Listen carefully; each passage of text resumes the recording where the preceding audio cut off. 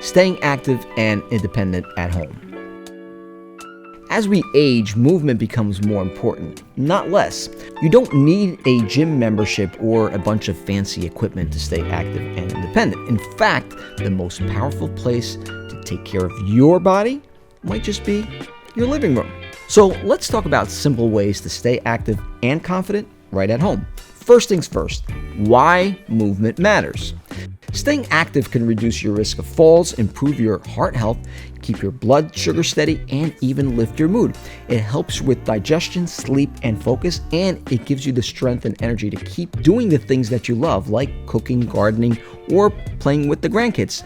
Think of it like a savings account for your body. Every time you move, you're investing in your independence. Number 2, start small, really small.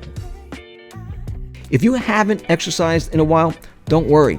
You don't need to jump into a full workout routine.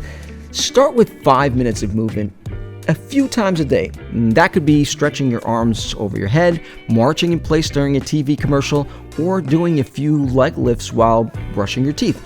The goal is to keep your body moving and remind your muscles of who's boss. Number 3, use what you already have at home. A sturdy chair becomes a perfect place for seated exercises. A wall is great for balance work. Soup cans or water bottles can work as light hand weights.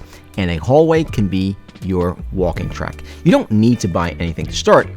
Just use what's safe, stable, and available. Number 4, try these 3 everyday movements.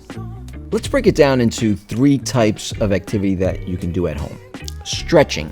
This keeps your muscles flexible and helps prevent stiffness. Try gentle neck rolls, shoulder exercises, and reaching up to the ceiling or out to the side. Strengthening. This keeps your muscles strong so you can lift groceries, get out of a chair, or carry laundry. Try standing up and sitting down from a chair without using your arms, or doing a few bicep curls with light weights. Balance exercises. These help you stay steady on your feet, so try standing behind a chair or lifting one foot off the ground for a few seconds and then switch. Hold the back of the chair for support and focus on staying upright and stable. Number 5, make it part of your day. Movement doesn't have to be exercise. It can be part of your normal routine. Walk around the house while you're on the phone. Dance to your favorite song while doing dishes. Stand up and stretch during commercial breaks. Little moments, they do add up. So you don't need a full workout. You just need a few minutes here and there. Number 6, listen to your body. Sometimes soreness is normal when you're using muscles in new ways, but sharp pain, dizziness, or shortness of breath, well, that's your body saying, hold on.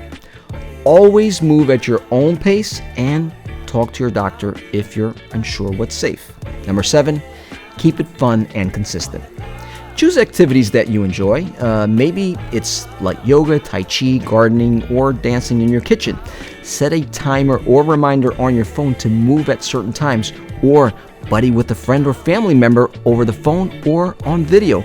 Movement can be more fun when together.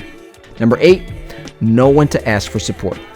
If pain, stiffness, or fear of falling is holding you back, bring it up with your care team.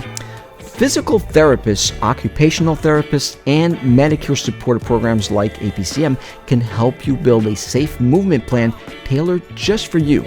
They'll work with you to stay strong, safe, and independent for the long run. You don't have to run marathons or lift heavy weights. You just have to move regularly, safely, and in ways that feel good for you. So the next time that you're about to sit down, maybe stand up and stretch first. Your body will thank you.